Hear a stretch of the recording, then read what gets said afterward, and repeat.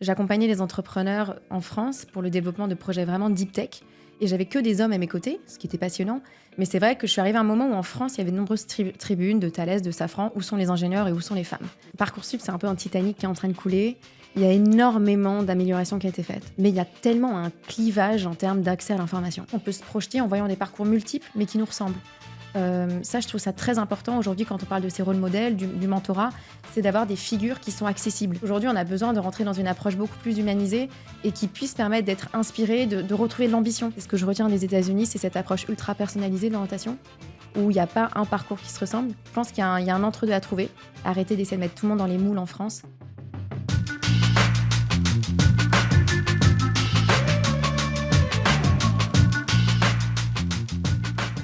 Alors aujourd'hui, j'ai le plaisir de recevoir une invitée à la trajectoire, vous allez le voir, singulière, à la fois engagée et résolument tournée vers l'avenir.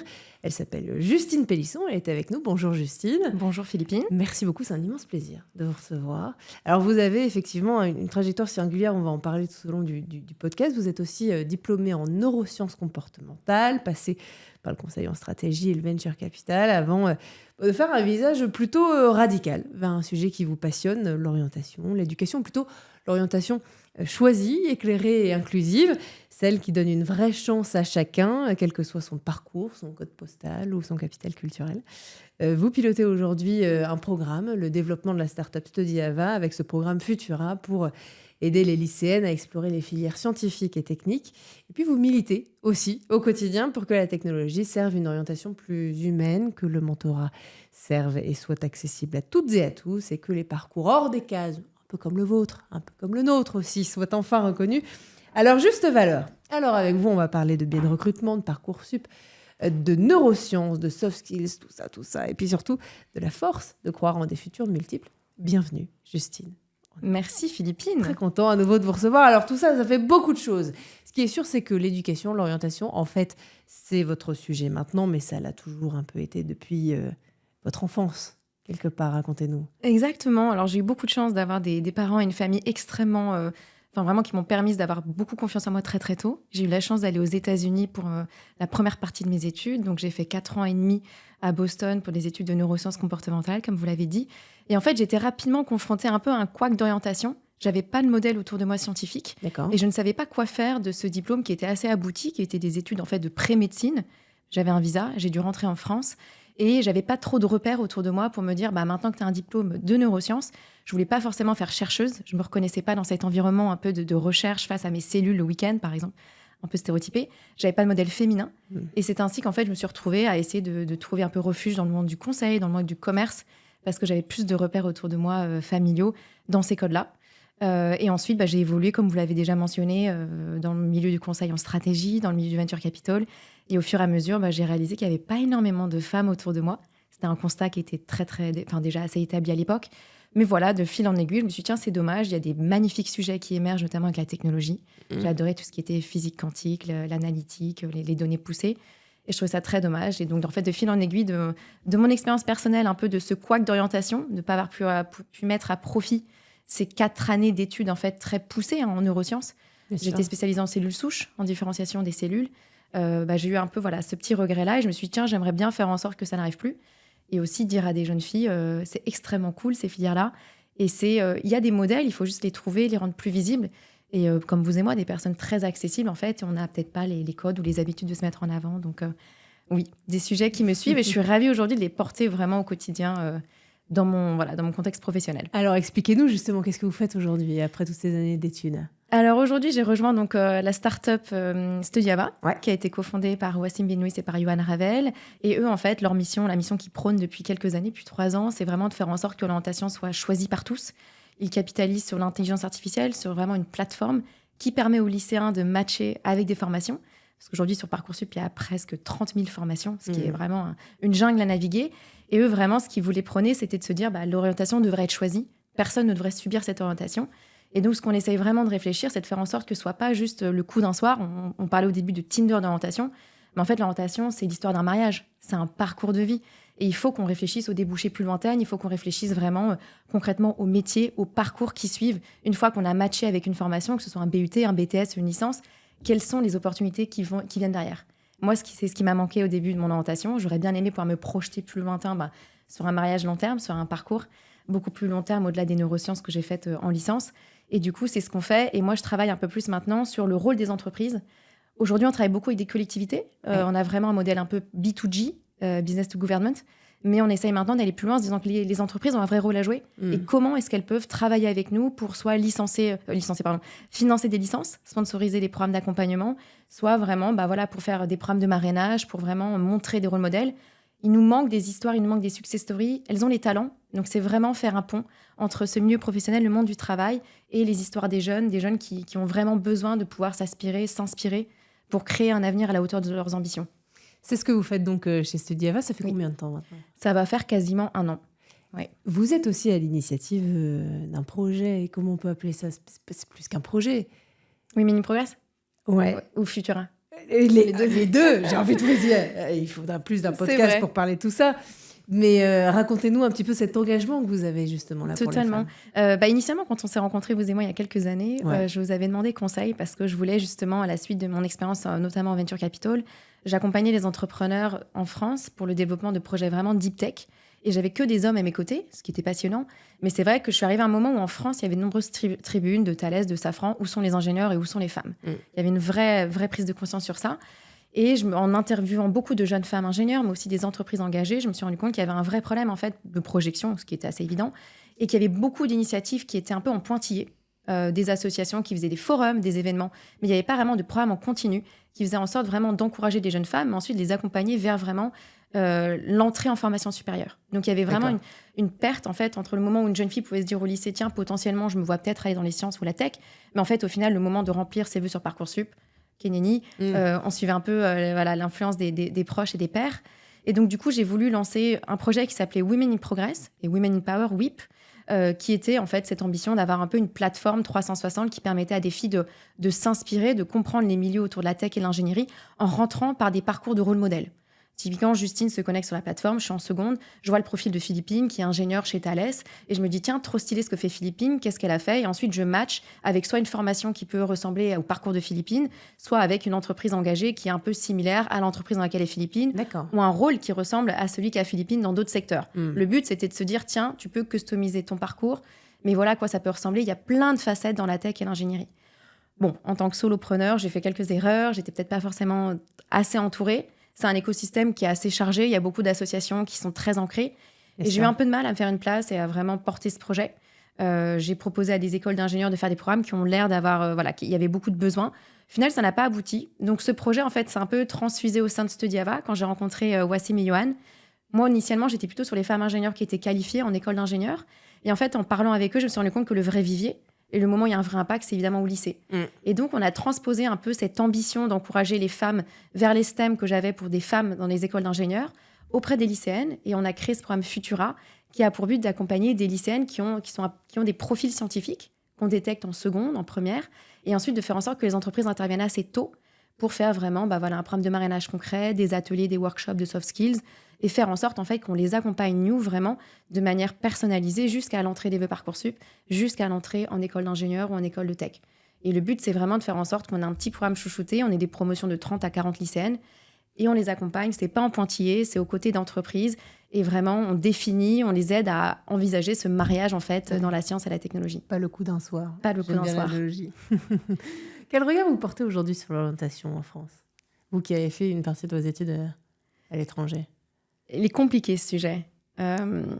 Parcoursup, c'est un peu un Titanic qui est en train de couler. Il y a énormément d'améliorations qui ont été faites. La plateforme, elle est fascinante.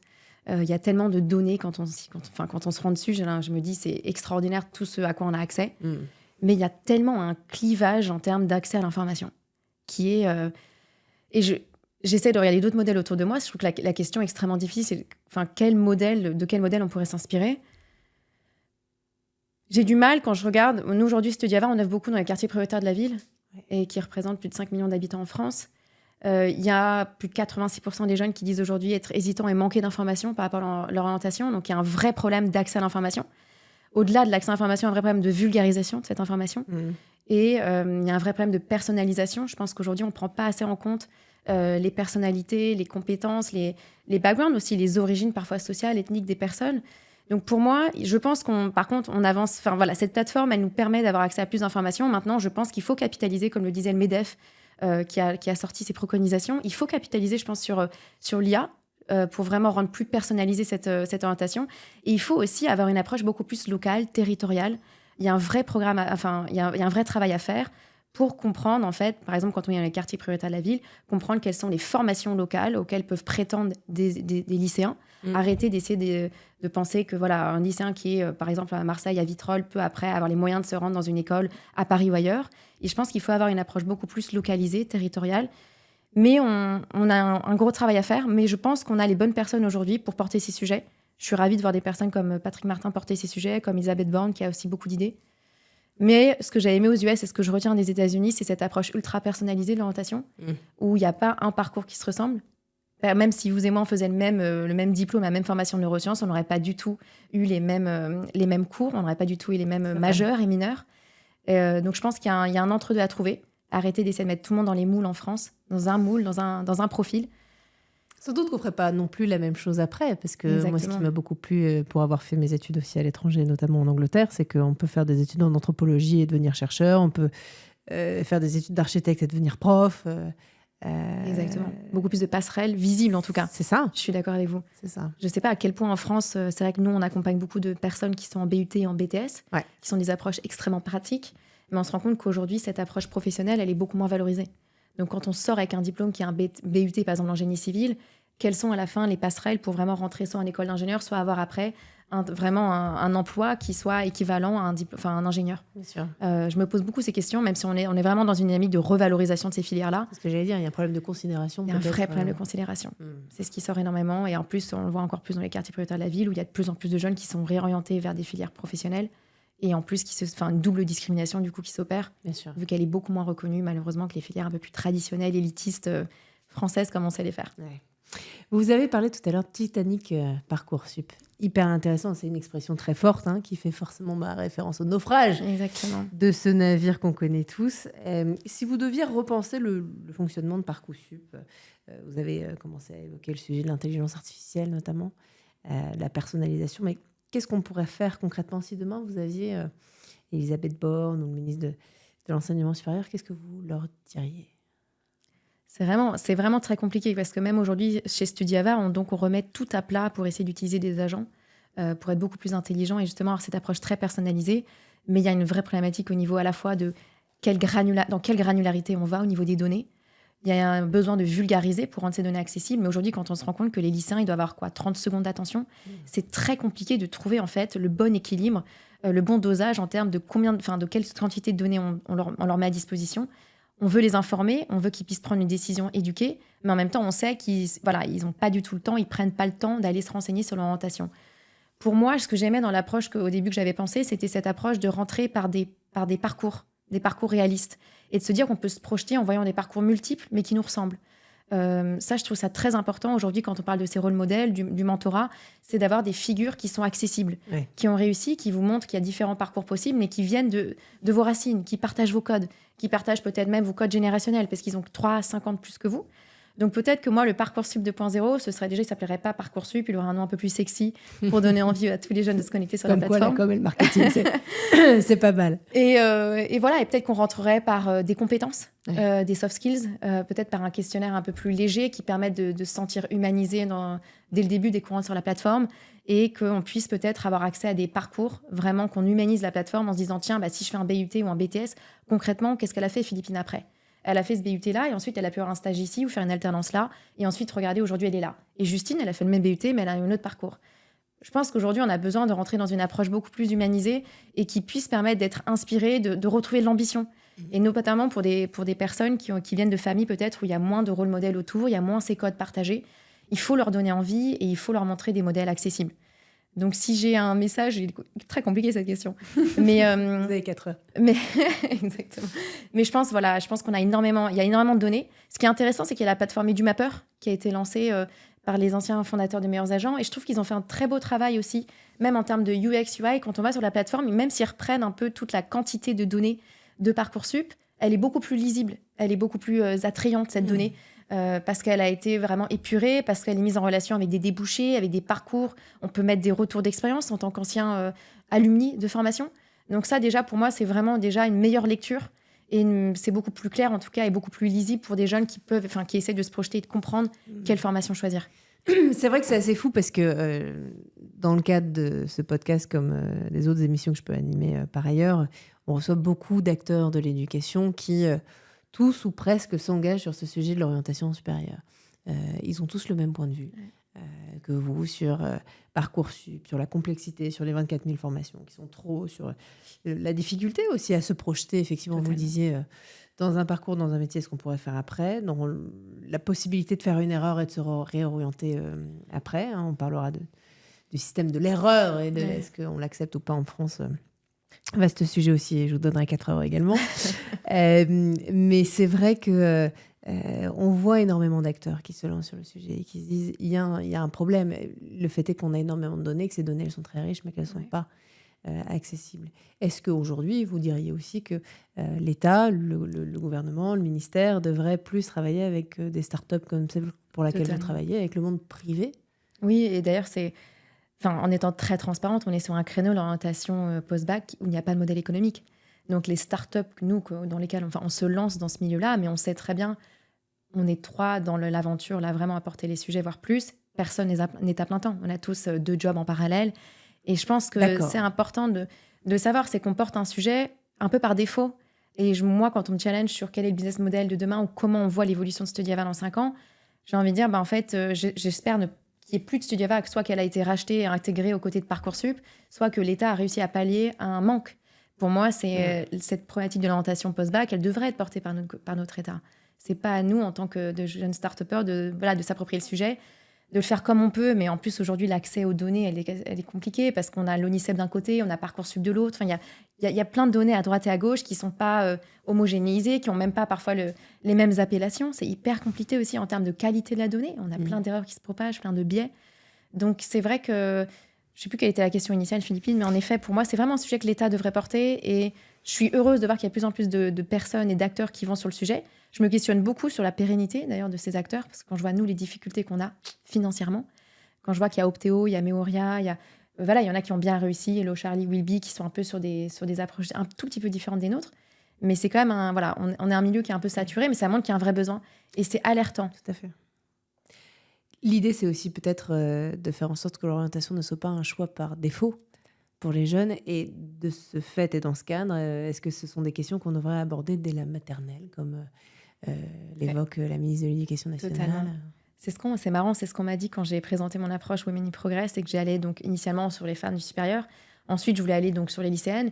Et je me souviens qu'un jour, un comité de direction m'a dit « Mais c'est ridicule, c'est beaucoup trop tard. Vous devriez intervenir dès le CP. » Financez-moi pour intervenir dès le CP. C'est vrai que malheureusement, en fait, et c'est très intéressant parce qu'on échangeait il n'y a pas longtemps avec Colas. Colas avait une initiative Colas for Kids où il faisait venir des jeunes justement de maternelle pour un goûter, autour d'un goûter, et ils venaient en fait sur un chantier de construction. Et les jeunes enfants, du coup, découvraient ce que c'était d'être sur un chantier. Il y avait cette approche un peu très pratique, très ludique. On les sortait de leur cadre de l'école, ils allaient vraiment concrètement sur le lieu de travail. Et apparemment, ça a marché. Il y a des jeunes qui sont projetés en fait pendant 5 à 10, 15 ans et ensuite sont devenus conducteurs de travaux, sont allés travailler.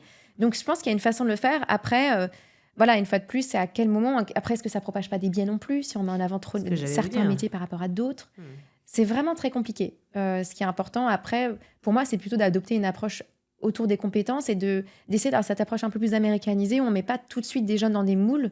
On ne demande peut-être pas de se spécialiser trop tôt, de rester un peu généraliste, sauf si on a déjà une vocation. J'admire beaucoup ceux qui ont déjà des vocations depuis qu'ils sont nés, être vétérinaire, être pilote.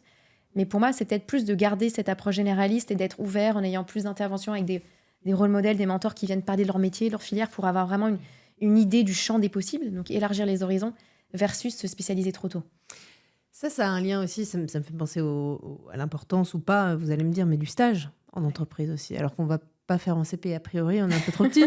mais est-ce que pour vous, ça, c'est une bonne initiative et il faudrait la généraliser et en faire peut-être plus? C'est une extrêmement... pour moi, c'est vraiment une super initiative qui est très pratique. Après, on se rend compte que le stage, il est souvent obtenu grâce à des contacts de papa et maman ou de la sphère proche. Quand on n'a pas de contact, c'est extrêmement difficile. Et surtout, après, il faudrait vraiment que ce soit je pense que c'est une excellente idée si on arrive à travailler avec des entreprises locales et vraiment avoir une mobilisation territoriale pour faire en sorte que voilà, des jeunes lycéens, ils n'aient pas de souci à trouver des stages, quitte à faire des promotions de stages où il y a 20, 30 lycéens qui viennent d'un coup dans une entreprise, Ouais. avec plaisir pour préparer un peu une semaine type, avec voilà, on alterne dans les services, on découvre ce que c'est. Il y a aussi une initiative fantastique de Tous en stage qui permet à des jeunes voilà, issus d'autres milieux de pouvoir découvrir plusieurs entreprises en une semaine. Donc ça, je trouve ça aussi génial. Pas une seule entreprise, parce que ça peut aussi biaiser quand on fait un seul stage dans une seule entreprise. L'approche est top. Il faut juste renforcer ces liens entre, je pense, les lycées et les entreprises locales pour faire en sorte que ce soit moins quelque chose de très discriminant où malheureusement, il y a un écart qui se creuse dès l'obtention du stage, où il y en a qui vont aller chez McDonald's versus d'autres qui vont découvrir des vraies entreprises, des vrais milieux professionnels. Oui, puis c'est une histoire de réseau. Exactement. Aussi, tout ce que vous dites. Malheureusement. Malheureusement, et d'un autre côté, on a besoin aussi de montrer aux jeunes, sans doute, que le réseau, c'est important, que ça se nourrit, que ça se construit peut-être dès le plus jeune âge aussi. Exactement. Et c'est souvent dans ces moments-là où, d'ailleurs, nous, on les encourage du coup à créer leur LinkedIn. Et on se rend compte qu'en fait, une fois qu'on leur donne les outils, il y en a qui arrivent à décrocher leur propre stage. Quand on prenne au jeu. C'est ça qui est fantastique. On a fait une semaine, nous, quand on était justement avec Studiava à Marseille, on leur a fait un forum avec des entreprises qui sont venues, notamment Deloitte. Et on ne savait pas, mais on a eu une dizaine de jeunes qui ont obtenu un stage ensuite chez Deloitte pendant une semaine, pendant leurs vacances scolaires à Pâques. On n'était pas au courant. Et en fait, on était très fiers de voir qu'ils avaient pris des initiatives. Donc vous avez raison, en même temps, c'est une bonne leçon, un bon challenge. Mais ça creuse déjà des écarts, malheureusement, pour des jeunes qui ont déjà un réseau, d'autres qui n'en ont pas.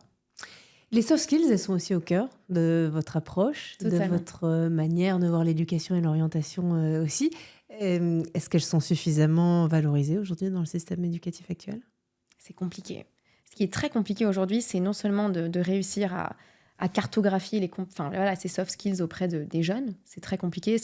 Nous, par exemple, chez Studiava, on utilise l'ikigai pour se baser sur les valeurs, sur ce quoi les jeunes sont forts, sont moins bons. Et on utilise le MBTI. Peut-être pour celles et ceux qui ne connaissent pas l'ikigai et le MBTI, je veux bien que... Oui, c'est deux méthodologies différentes. Il y en a une qui est un peu basée sur Jung et c'est le Myers-Briggs Type Indicator. Donc, c'est 16 personnalités qui permettent de voir sur différentes dimensions. Par exemple, si on est introverti, extraverti, la manière dont on va appréhender le monde, les informations. Est-ce qu'on a plutôt une vision globale, plutôt une vision très détaillée ? Est-ce qu'on est pratique, théorique, etc. L'ikigai est plus basé sur les valeurs. Beaucoup plus sur moi, mes valeurs à moi, ce à quoi je suis bon, ce pourquoi je suis fait. Et on essaye de faire un croisement avec ceux dont la société a besoin pour trouver vraiment mon sens et ma vocation dans la vie. Donc, sur Studiava, quand on se connecte, on a vraiment mis cette approche MBTI qu'on a essayé. Bon, normalement, il y a 88 questions dans le questionnaire. On les a réduites en 20. On a essayé de les adapter à la génération Z, donc évidemment avec des questions qui résonnent. Donc, par exemple, ça va être le soir, quand tu sors d'une grosse journée au lycée, est-ce que tu vas te ressourcer plutôt en étant solo, en mode calme, ou plutôt est-ce que tu vas aller voir des potes ? On va essayer de tester des dimensions comme l'extraversion, l'introversion.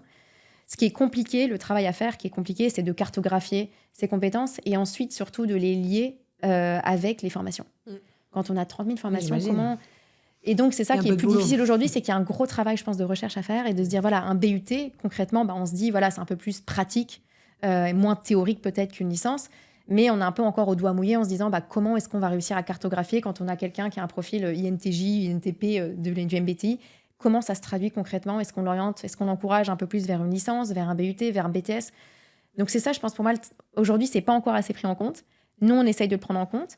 On essaye surtout de faire un travail ensuite avec le jeune d'introspection. On a toujours en fait cette approche qui combine licence, donc approche technologie IA, et ensuite humaine. On fait un atelier vraiment d'introspection. On va croiser avec l'ikigai, on va leur dire, OK, tu m'as dit, tu as matché sur la plateforme ça. Quand moi, je vois ton profil ikigai, je me rends compte que tu me dis, que toi, tu adores ce qui est concret. Tu as un besoin d'utilité dans le monde. Dans tes valeurs, l'utilité, le respect, redonner aux autres, c'est important. Et après, on va croiser par rapport à ce que la plateforme nous a sorti. Et là, nous, on va dire, en tant qu'expérimentation, on va leur dire, est-ce que ça te paraît cohérent ? Est-ce qu'au final, cette licence-là, elle va pas redescendre dans ton classement des vœux et c'est plutôt ce BUT-là qui a l'air d'être un peu plus tourné vers l'impact par rapport aux débouchés que tu vas avoir. Donc, on fait vraiment un travail de croisement qui est du coup, évidemment, hyper, très personnalisé, individualisé. Mais on essaye toujours de prôner cette approche tech, IA et humaine. Mais je pense qu'il y a un énorme travail de recherche à faire sur les compétences pour faire cette cartographie avec les formations post-bac. Bien sûr. Ça pose de vraies questions sur la quête de sens aussi des jeunes. On en parle pratiquement à chaque épisode de 20 sur 20 ici. Et c'est vrai que s'il y a une chose qui lie tous nos invités et un point de vue sur lequel ils sont tous d'accord, c'est que les jeunes aujourd'hui ont besoin de quête de sens. Ont besoin en tout cas de sens, sont en quête de sens. Quelque part, grâce à ces tests et grâce à la mise en avant de leurs soft skills, vous les aidez aussi à trouver du sens dans leur formation, ce qui n'est pas toujours le cas. Ouais, totalement. Et c'est extrêmement difficile parce que moi, à mon époque, on parlait pas trop de ce sens. Et je Non. sais qu'avec Simone Sénèque, avec le why qui est revenu, il y a eu soudainement cette pression. Je m'en souviens, j'étais en cabinet de conseil et soudainement, je voyais sur les réseaux partout trouver le why, cette caisse de sens, à quoi je sers. Il y a une vraie pression, je pense, pour les jeunes que moi, je ressentais pas à l'époque, je sais pas vous, mais je la ressentais moins, en tout cas. Et je pense qu'aujourd'hui, on a besoin de repères dans une société en constante mutation. C'est pas évident. Nous, on l'intègre, mais ce que je vois des jeunes, le sens, il peut aussi se traduire par les axes. Voilà, nous, ce qu'on essaie de faire, c'est surtout l'équilibre, en fait, entre à quel point est-ce que ce sens, il doit venir, il doit être puisé dans l'académique, dans la formation, dans la carrière, versus j'arrive plus à le dire, extrascolaire, Extrascolaire, ouais, tout à extracurriculaire, fait. exactement. Et en fait, il y a beaucoup de jeunes qui sont capables aussi de trouver ce sens en ayant des actions bénévoles en parallèle, Ouais. en ayant une famille. Donc nous aussi, on a un gros travail à faire, c'est d'essayer de faire la part des choses et de se dire, OK, quand quelqu'un nous dit qu'il va avoir de l'impact et du sens, parfois ça ne se traduit pas forcément dans la formation qu'il va choisir, mais ça va être qu'est-ce que tu vas faire en parallèle, comment est-ce que tu vas réussir à redonner en parallèle pour justement trouver ce sens. Mais on essaye de le faire évidemment quand on voit, il y a des formations, malheureusement, il y en a un peu moins que d'autres. Et on a des jeunes qui ont plus ou moins envie de prendre en compte ce paramètre-là tôt. Il y en a, c'est aussi très différent. Je pense Bien que sûr. c'est parfois un luxe aussi un peu élitiste de se dire j'ai la chance, peut-être le choix, le luxe de me dire je vais essayer de trouver quelque chose qui a du sens. Il y en a d'autres qui doivent commencer par des parcours un peu différents où il y a d'abord une famille à laquelle penser, il y a d'autres priorités en tête. Et donc dans ces moments-là, nous, avec les jeunes qu'on accompagne, on essaye plutôt de les orienter vers des actions bénévoles et combler ce sens en parallèle de leur formation. Est-ce que vous avez trouvé votre sens aujourd'hui? Totalement. Et quand j'ai refait mon Ikigai récemment, c'était marrant parce qu'initialement, je n'avais pas du tout d'appétence entrepreneuriale. J'étais très heureuse dans le conseil. Mais je retrouve ce côté à la fois scientifique, ce côté j'ai envie d'avoir l'impact pour les jeunes femmes dans les STEM, donc que j'essaye de mettre en pratique, ce côté créativité, un peu électron libre et de challenger ce qui se passe. Donc j'ai trouvé mon sens. Et ce côté impact, j'espère en tout cas. Mais le fait d'accompagner des jeunes et d'avoir des mots de remerciement, ça me nourrit au quotidien. C'est sympa. Ah ouais, c'est très touchant. Vous voyez l'impact de ce que vous faites. Exactement. Votre diplôme américain, donc on le rappelle, vous avez étudié à Boston, hein, c'est ça? Exactement. Je crois qu'il n'a pas d'équivalence en Non. France. Spécialisé en neurosciences. Ouais. Qu'est-ce qu'on sait du cerveau aujourd'hui? À l'époque, on ne savait pas grand-chose. Peut-être qu'on savait 10 à 15%. Je pense qu'aujourd'hui, on en sait un peu plus. Mais c'est fascinant. Déjà, il n'y a pas d'équivalence. C'est un autre sujet, ça, sur l'orientation un peu plus élevée. C'est vraiment un vrai problème. Moi, j'ai eu beaucoup de mal et beaucoup de barrières ensuite à venir travailler en France avec mon diplôme de 4 ans, 4 ans et demi d'études avancées. Et en fait, ça a été très frustrant de voir qu'il n'y avait pas d'équivalence et qu'en fait, quand on n'a pas les codes franco-français, un peu les codes élitistes, on ne rentre pas dans les cases. Et ça a été un de mes grands apprentissages aussi quand j'accompagne des jeunes, c'est de leur transmettre ce message, de leur dire si vous souhaitez vous projeter en France, il y a un peu des quick wins, il y a des codes et il y a des moules dans lesquels il faut rentrer. Et donc, malheureusement, ça peut venir par le fait de faire une classe préparatoire, ensuite une grande école. Il y a certains codes à suivre. C'est dur à accepter, mais ça. Mais c'est très dur à accepter. Pas. Et moi, c'est une conversation que j'ai encore avec mes parents aujourd'hui, quand ils sont convaincus que le diplôme américain, c'est un peu un Graal. C'est de leur dire, malheureusement, quand on rentre en France, on ne passe pas les screenings. Moi, je ne passe pas les entretiens, malgré maintenant 5 ans d'expérience avec des grands noms. Parce que, malheureusement, je n'ai pas la mention qu'il faut. Je n'ai pas les top écoles qui sont dans les listes. Et ça, c'est un autre combat, peut-être qu'un jour je porterai, que j'ai essayé de porter déjà chez Accenture pour leur faire comprendre que une école ne veut pas dire, n'est pas synonyme de réussite ou de bon pari. Mais je ne sais plus quelle était l'autre question. Je me perds dans les... Votre diplôme n'a pas d'équivalence en France. Oui. Et sur le cerveau, qu'est-ce qu'on sait? C'est une bonne question. Je pense qu'on approche peut-être maintenant 30 ou 40% de compréhension. Il y a beaucoup de spéculation sur le cerveau. J'adore voir le neuromarketing, les techniques de nudge, d'influence à la décision. Il y a plein de livres sur le sujet. Non, je pense qu'on continue à découvrir en permanence. Après, ce qui est fascinant, c'est de voir qu'une étude Ce qui m'est fascinant en recherche, c'est que parfois, on va vraiment chercher des micros-apprentissages. Et en fait, c'est que 10 ou 15 ans après, quand les équipes auront chacun découvert des petites choses silotées, qu'ensuite, on va vraiment avoir une compréhension meilleure de la grande image. Mais ça prend beaucoup de temps. Donc, je pense qu'on sait encore 30 à 40%, mais il y a beaucoup de choses à comprendre. Et ça va nous aider dans l'orientation, de mieux comprendre comment ce cerveau fonctionne. Alors justement, ça pose des vraies questions, ce que vous dites sur la facilité ou pas d'ailleurs de trouver un emploi quand on a un parcours hybride comme le vôtre, international comme le vôtre, ou atypique comme le vôtre aussi. Je comprends que vous ne l'avez pas très bien vécu. Non, c'est toujours un peu compliqué aujourd'hui. Je pense que c'est aussi d'où l'envie d'entreprendre et de sortir un peu de ces cases-là, d'être à mon compte et d'être un peu électron libre. Mais j'ai l'impression que j'avais vraiment besoin de prouver, de montrer encore plus que j'avais de la valeur, que j'avais une tête bien faite, même si je venais pas de ce système scolaire très français. Ce qui m'avait beaucoup frustrée dans le cabinet de conseil dans lequel j'étais, c'était de voir un peu l'homogénéité de mes pairs et des parcours, des façons de penser. Ouais. J'étais une des rares scientifiques et en plus une des rares qui venaient pas de leurs écoles un peu type. Et souvent, quand on essayait d'avoir des sessions, des workshops de creative thinking, divergent thinking de manière agile pour ouvrir le champ des possibles, au final, il y avait ma voix contre celle de 5 personnes qui pensaient un peu de manière similaire. Et c'est là où je m'étais dit, c'est dommage de ne pas capitaliser sur la diversité des parcours, des profils, des façons de penser. Ouais. Mais c'est très compliqué. Ce que je comprends encore aujourd'hui, c'est qu'il faut qu'il y ait des repères, il faut qu'il y ait des critères dans le recrutement. C'est compliqué de trouver des talents qualifiés qui répondent à un besoin précis. Et je comprends que l'école, la formation soit rassurante et soit un critère pour se dire, tiens, cette personne-là est peut-être plus apte, plus pertinente pour le rôle qu'une autre. Alors que dans les faits, pas forcément. Pas forcément. C'est et les culturel, en fait. C'est culturel. Ouais. Et je ne sais pas si les autres pays s'en sortent mieux que nous sur ça. Il y a de plus en plus maintenant de tests comportementaux pour essayer de voir en termes de valeurs, en termes de façon de fonctionner. Est-ce qu'une personne avec des soft skills va peut-être moins qualifiée et plus intéressante et plus pertinente pour un rôle? On voit beaucoup chez les PME, les TPE, qui ont peut-être plus de flexibilité, plus d'agilité, qui prennent peut-être un peu plus de risques. Ouais. Je travaille avec une super PME française qui, justement, ont cette approche vraiment très humaine. On regarde beaucoup moins les diplômes, beaucoup moins la formation, et beaucoup plus le parcours, la façon de penser et la manière dont la personne va s'ancrer dans les valeurs, l'ADN de l'entreprise. Bien sûr. Mais voilà, c'est plutôt une approche sur mesure, un peu haute couture, qui n'est pas forcément facile pour passer à l'échelle pour des grandes entreprises. Non, Ouais. tout à fait. Alors justement, est-ce que les établissements d'enseignement supérieur, les universités, etc., préparent suffisamment, selon vous, les jeunes à valoriser cette singularité? Non, je pense pas, parce que malheureusement, comme tant que le recrutement ne valorise pas autant ça, je pense que malheureusement, on ne les prépare pas assez. Nous, on essaie beaucoup de travailler sur ça. On les prépare quand même un peu via Parcoursup, puisque Parcoursup est devenu tellement compétitif. Quand je vois aujourd'hui ce projet de formation motivée, la fameuse lettre de motivation sur Parcoursup, on est censé avoir étayer un CV de 35 ans alors qu'on en a 17, qui est hallucinant pour essayer d'être plus compétitif par rapport à d'autres qui vont candidater à la même formation que nous. Donc indirectement, on nous force à réfléchir à ce qui nous rend différents. Et pourquoi est-ce qu'on serait plus pertinent et un meilleur candidat à une formation que quelqu'un d'autre? Mais malheureusement, j'ai pas l'impression que même malgré les cinquantaines d'heures qui sont dédiées normalement à l'orientation en France, j'ai pas l'impression que les jeunes soient préparés. Quand on interroge des jeunes qu'on accompagne, malheureusement, il y en a très peu qui réussissent à définir leur projet professionnel, à définir qui ils sont eux, parler d'eux, pitcher. Donc c'est aussi pour ça qu'on fait des programmes pour les aider à faire ce fameux elevator pitch, se mettre en avant, faire des liens avec des compétences et les formations dans lesquelles ils y postulent, des expériences passées et les formations dans lesquelles ils postulent pour vraiment mettre en avant pourquoi vous, qu'est-ce que vous avez fait, qui êtes-vous, comment vous définissez-vous, et comment peut-être allez-vous trouver du sens dans cette formation.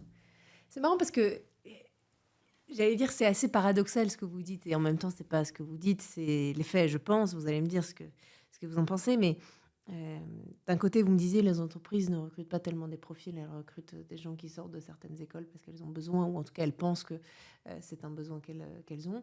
Et d'un autre côté sur Parcoursup, on a de plus en plus envie ou l'impression que ce sont des profils qui sont recrutés par les écoles, qu'il faut absolument dès ses 12, 13, 14 ans être dans plein d'assauts, montrer qu'on est engagé sur telle ou telle cause et en même temps être très bon à l'école, etc. Et on a l'impression qu'il y a un fossé entre les deux. Mais c'est terrible. Je vais revenir à ma métaphore de Titanic, mais j'ai l'impression que c'est la face visible de l'iceberg. Sur Parcoursup, on a cette belle vitrine, mais en fait, les candidatures sont reçues, sont centralisées et ensuite sont transmises aux établissements. Ouais. Malheureusement, quand on voit des témoignages des établissements derrière, ce qui se passe sous l'iceberg, sous l'eau, en fait, au final, on sait très bien que la pondération, elle est mise surtout sur l'origine, le lycée d'origine du lycéen, sur les notes. En fait, on va lire parfois si on a deux personnes qui sont peut-être, je pense, à niveau égal, on va peut-être regarder ce fameux PFM pour distinguer les deux. Mais malheureusement, je crains que ce soit plus un exercice de vitrine pour montrer qu'on a cette approche holistique. C'est dur. Hein. Voilà, mais je ne suis pas sûre que dans la pondération vraiment de ce matching et de CV Parcoursup, que ce soit ce qui soit le plus pris en compte. C'est dur. Même nous, dans notre approche avec StudyAva, on essaye de mettre peut-être 80% l'accent, 80% sur l'académique. Parce qu'avant tout, on sait très bien que pour rentrer dans une formation, il faut avoir les prérequis académiques. Ensuite, c'est fantastique si notre jeune il est extrêmement engagé, il est motivé, il sait exactement pourquoi, il a fait des stages en rapport avec la formation. Mais on sait qu'il faut avoir au moins les 80% d'académique pour pouvoir prétendre à ces formations-là. Sacré sujet. Ah oui. Est-ce que pour faire tout ça, justement, pour aider ces jeunes, un peu de mentorat, ça pourrait aider, je crois que c'est un sujet aussi, un autre qui vous tient au cœur. C'est quoi un mentor efficace ? Pour moi, oui, le mentorat, il est extrêmement puissant quand il est bien utilisé et bien défini et bien cadré. Je l'appelle un peu le mentorat de proximité. Mais aujourd'hui, voilà, il y a un mentorat parfois un peu élitiste. On peut imaginer des personnes qui sont très haut placées dans les entreprises qui vont aller mentorer d'autres. En fait, le mentorat le plus puissant, c'est le mentorat où c'est avec quelqu'un qui vient peut-être de votre territoire, qui vient peut-être de votre ville, un mentor limite que vous pourriez croiser à la boulangerie, et qui est quelqu'un qui a, entre guillemets, bien réussi parce qu'il s'est donné les moyens d'y arriver, et qui partage vos codes, qui a vécu vos galères, et qui est capable, en fait, de vous tirer vers le haut, de vous partager ses retours d'expérience, qui est quelqu'un d'accessible, qui va vous permettre, en fait, d'être plus ambitieux, de viser plus haut. Mais vraiment, pour moi, c'est une question d'écoute, d'entente, de disponibilité. Il faut que cette personne, elle soit volontaire, il ne faut pas que ce soit quelque chose d'imposé, et que ce soit quelque chose un peu sur la durée. En général, quand on voit les mentors d'Article 1 et des autres programmes de mentorat en France, d'ailleurs, ça devient vraiment une politique limite publique. On encourage énormément les actifs à mentorer des plus jeunes. Et donc, vraiment, ce qui est important, c'est vraiment cette disponibilité. Et je pense de ne pas le faire juste en pointillé, mais en continu. En général, c'est du mentorat. Je crois qu'en moyenne, c'est 3 mois. En France, les personnes s'engagent pour 3 mois, avoir un binôme comme ça de mentoré à mentorant. D'accord. Et ce qui est intéressant, c'est de voir cette cascade du mentorat. C'est qu'en général, quelqu'un qui a été mentoré, nous on le voit avec nos lycéens, il se réengage pour mentorer des collégiens. Et donc, on a vraiment une vraie cascade de transmission, d'écoute. Et c'est vraiment intéressant parce que du coup, on multiplie l'impact qu'on peut avoir dans la transmission. Sympa. Oui. C'est quoi le message que vous aimeriez que chaque jeune entende au moins une fois dans sa vie, Justine ? Ou que vous auriez aimé entendre à l'époque, quand vous étiez au collège ou au lycée? C'est vraiment une question extrêmement difficile. Si on devait marquer un petit mot dans tous les carnets de correspondance, dans tous les agendas des gamins aujourd'hui. Pour moi, c'est de potentiellement ne pas avoir peur de rêver, et c'est surtout de se donner les moyens, en fait, de définir un projet de vie qui soit à la hauteur de ses aspirations, de ses ambitions. C'est de se dire qu'en fait, il y a des personnes qui ont réussi à y arriver, d'essayer d'aller chercher des repères autour de soi, d'être un peu plus proactif dans la démarche. Moi, j'ai manqué de cette proactivité. Je pense que j'ai un peu attendu qu'on me donne pas des opportunités, mais qu'on me donne un peu des rôles modèles ou des profils pour que je m'identifie. Et en fait, c'est pas grave de pas s'identifier à des rôles modèles. Ce qui est chouette, c'est d'avoir accès à une multitude de profils, de parcours, et de se dire, tiens, je vais m'inspirer de celui-là, mais je vais aussi m'inspirer d'un autre. Philippine, elle a fait ça. Justine, elle a réussi par ça. C'est intéressant maintenant à moi de faire un peu ma recette à moi et comment je vais définir mon propre parcours. Donc, le message que j'ai à faire passer, c'est plus d'adopter cette approche proactive, d'être curieux et de ne pas attendre que les opportunités, que les rôles modèles, ils viennent nous chercher, nous tendre une main. C'est à nous d'y aller, c'est à nous d'avancer, d'aller chercher cette main tendue et après de la tendre à notre tour, de ne pas oublier de redonner aussi, c'est très important, mais d'être plus proactif dans la démarche. C'est très important de ne pas limiter cette ambition et de se la créer, de la nourrir en s'entourant. On y revient au réseau, hein ? Ouais. S'entourer, s'inspirer. Ouais, exactement. Un réseau parfois qui est choisi, qui est peut-être transmis par les proches, par la famille, ou un réseau qui peut être créé de toutes pièces en fonction des milieux dont on vient. Un réseau qui est vraiment très important à entretenir pour les bonnes raisons. C'est intéressant. Ouais. Ça pourrait être un sujet de bac de philo. Une autre raison de 4 heures. Ouais, 4 heures. Bon, c'est quoi votre plus grande utopie, celle que vous souhaitez rendre réelle malgré tout dans le domaine de l'orientation, de l'éducation? Si vous avez un rêve. Un rêve, c'est de voir des lycées, c'est de plus voir un jeune sur 2 qui regrette son orientation, c'est plus de voir un État qui perd 3 ou 4 milliards par an dû à la réorientation. C'est un rêve, c'est Bisounoursland où en fait chaque lycéen il est hyper accompagné. Quand il fait son choix d'orientation au lycée, il est serein, il est excité, en fait, il est impatient de commencer ses études supérieures et ensuite il a une carrière qui lui plaît, dans laquelle il s'épanouit, il grandit, il se transforme. Ouais, c'est ça un peu mon utopie, c'est de se dire qu'on avance aussi main dans la main les formations professionnelles avec les entreprises, qu'on ait une dynamique un peu plus territoriale, locale. Il y a plein de pénuries d'emplois, de talents localement et on peut y répondre. Donc pour moi, c'est un peu ça, c'est d'avancer main dans la main et de faire en sorte que voilà, les lycéens d'aujourd'hui, de demain, ils sont super heureux de leur choix, ils savent pourquoi ils ont choisi ces formations-là, ils avancent et ils se marient en fait. Pour moi, c'est qu'il y ait plus de mariage dans l'éducation. Il y a moins de coups d'un soir. Ce sera la métaphore, l'analogie de cette interview. On va passer maintenant à la deuxième partie justement de cette interview, si vous voulez bien, Justine.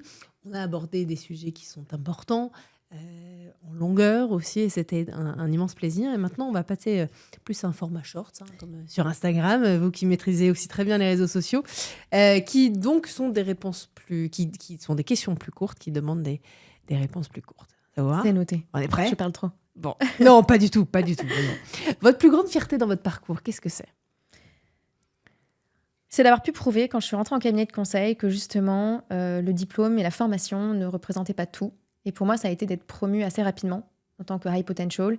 Et c'était de défier cette règle-là et d'envoyer un message fort, j'espère, aux ressources humaines en leur disant, voilà, on ne peut pas établir et on ne peut pas mesurer le potentiel d'un talent simplement basé sur sa formation et sur son école. C'est parfait, ça vient chercher ma deuxième question. Diplôme ou expérience? Expérience. La qualité la plus importante pour réussir dans l'éducation, l'orientation, l'enseignement supérieur en France, c'est quoi? L'esprit critique. Pourquoi? Parce qu'il faut remettre en question ce qu'on a déjà établi. Et je pense qu'il faut être capable de se challenger, de se dire il y a des choses qui sont bonnes, et il y a d'autres choses qui sont vraiment à côté de la plaque, qui sont des dinosaures. Et maintenant, il faut un peu remettre à niveau ce qui se passe, notamment en capitalisant sur la donnée, l'intelligence artificielle. Il faut moderniser, simplifier. Donc, il faut avoir cet esprit critique et pas avoir peur, je pense, de bousculer, de challenger et de remettre à plat les choses. Votre vision de l'orientation dans 20 ans? Optimiste, pessimiste? Optimiste, mais est-ce que ce sera un sujet encore? Est-ce qu'on aura besoin de s'orienter ou en fait on sera tous des couteaux suisses et on sera hyper adaptable, on aura un tronc commun, on sera généraliste et en fait ça suffira comme compétence? Peut-être qu'en fait on apprendra plutôt à avoir un esprit critique, peut-être qu'on aura des formations basées que sur les soft skills, beaucoup moins techniques, il y aura peut-être des robots, l'IA qui feront des choses beaucoup plus techniques. Ça, c'est un point de vue qu'on n'a jamais eu dans le podcast. Tant mieux. C'est vrai, jamais. C'est optimiste, je sais pas, à voir. Je pense que les soft skills, en tout cas les compétences et les soft skills vont primer maintenant sur la manière aujourd'hui dont on approche l'orientation et l'éducation. Donc peut-être qu'on va avoir un revirement, peut-être qu'on va plutôt mettre en avant justement comment est-ce que nous on se différencie de l'IA par nos soft skills et se dire que peut-être l'IA, la robotisation, les données vont pouvoir prendre le relais sur les côtés un peu plus techniques et nous on va devoir être encore plus humanisés, encore plus différents sur ça. Il y a du boulot, hein. Il y a du boulot. C'est quoi le plus grand défi des jeunes aujourd'hui, Justine? Trouver du sens, ouais. Je pense qu'on en a bien parlé. Trouver du sens et trouver peut-être avoir moins peur de se tromper dans leur parcours et être un peu plus adaptable et agile dans leur façon d'appréhender le monde professionnel. Pour moi, c'est vraiment... Il y a des problèmes, je pense. Il y en a beaucoup qui espèrent peut-être... qui ont beaucoup la bougeotte, qui aiment bien sauter d'opportunité en opportunité, qui ont peur de se dédier à une entreprise, à une vocation. Mais je pense que c'est ça. C'est vraiment ce côté trouver le sens et être capable de se dire je peux me projeter dans une entreprise, je peux évoluer avec l'entreprise, la faire évoluer aussi. Et je vais arrêter de revenir à ce mage, mais une belle histoire d'amour avec une entreprise et un métier sans avoir besoin de tout le temps bouger et de me rassurer en changeant d'opportunité, d'entreprise. C'est grave l'erreur? Non. C'est très important. Pour moi, c'est comme le conditionnement de Pavlov. C'est très important de se tromper, c'est très important. C'est comme ça qu'on apprend. Et c'est même comme ça que notre cerveau, après, va retenir, si en ayant une erreur. Mais après, c'est en étant... Pour moi, l'erreur, au contraire, elle est essentielle. Mais ce qui est encore plus essentiel, c'est de comprendre pourquoi on l'a faite. Et de penser dessus, de se remettre en question. C'est l'introspection derrière qui est importante. L'erreur seule, sans trop comprendre pourquoi on l'a faite, oui, c'est un peu idiot. Est-ce qu'il y a un prof qui a changé votre vie? Oui, mon prof de philosophie quand j'étais au lycée. Je subissais pas mal de harcèlement à cette époque et je voulais baisser les bras. Et il m'a vraiment fait découvrir le monde de l'existentialisme et de se dire qu'on vit qu'une fois. Et le fait d'être mortel, c'est ça qui va nous permettre de définir notre existence. Et depuis chaque jour au lycée, j'ai défini mon existence en me disant aujourd'hui, je ne sais pas de quoi demain est fait. Les gens, il y en a beaucoup qui avancent en troupeau parce qu'ils veulent se rassurer, mais moi, j'ai envie d'être en dehors de ce troupeau et j'ai envie de me dire, je vais définir moi-même, Justine, mon parcours au quotidien. Et Monsieur Diedrich, il a changé ma vie. On l'embrasse. On l'embrasse. One life. Oui. Si vous deviez passer, ce sera ma dernière question, Justine, le flambeau du micro de 20 sur 20 à 1, 2 ou 3 personnes dans le secteur de l'orientation ou de l'enseignement supérieur, vous pensez à qui? Je pense évidemment à Wassim Benouis de Studiava, Bien qui sûr. a monté quand même un très très beau projet avec Johan. Il y a tellement d'acteurs. À chaque fois, c'est une colle. À chaque fois, c'est une colle. Ouais. Surtout que vous avez déjà eu les plus beaux noms à vos côtés dans l'orientation. Ou quelqu'un qui, l'autre jour, je ne sais plus quel invité nous a dit, vous devriez recevoir un négociateur du RAID, par exemple, pour parler de la c'est très confiance avec les intéressant. enfants. Oui. Ou une professeure de maternelle Ouais. qui donne son point de vue sur l'éducation dès le plus jeune âge et l'impact que ça a chez les plus grands. Vous mettez une vraie colle. Non, pour moi, il y a plein de personnes dont j'aimerais avoir le point de vue, notamment aujourd'hui les conseillers d'orientation. Leur métier est en pleine mutation. Ça, c'est Donc, sûr. j'aimerais bien comprendre aujourd'hui comment ça se passe quand on est conseiller d'orientation dans un lycée. Ça, c'est un vrai sujet. Comment est-ce que ça évolue? Parce que je pense qu'on est très bousculé avec l'IA. Dans les actes, orientation, non. En fait, il y a tellement, je vous parlais d'EduMapper, je vous parlais d'Article 1. Il y a le programme qui est sorti pour les STEM chez Article 1 avec Julie Mazière, elle qui pourrait être intéressante aussi. Tout à fait. Vous parlez de cet angle-là. Et après, oui, responsable de carrière dans les écoles. J'aimerais bien comprendre eux aussi comment ils ont un rôle à jouer aussi pour aider, mais c'est l'éducation supérieure, enfin l'orientation un peu plus avancée. Bon, il y a plein de profils. J'avais pas préparé cette question. Non. Ils ne la préparent jamais, nos invités, terrible, justement. C'est terrible. Ça permet... Et Madame Borne, évidemment, pour comprendre un peu les ambitions. Vous avez son 06 Non, allez. J'use aimais. On s'en occupe. Merci infiniment. Merci en tout cas, à vous. Justine, d'avoir été parmi nous aujourd'hui. Ça a été un vrai plaisir. Moi aussi. On vous souhaite beaucoup de courage, beaucoup de succès aussi Merci dans vos beaucoup. aventures. Et puis à très vite dans Vinci Au revoir.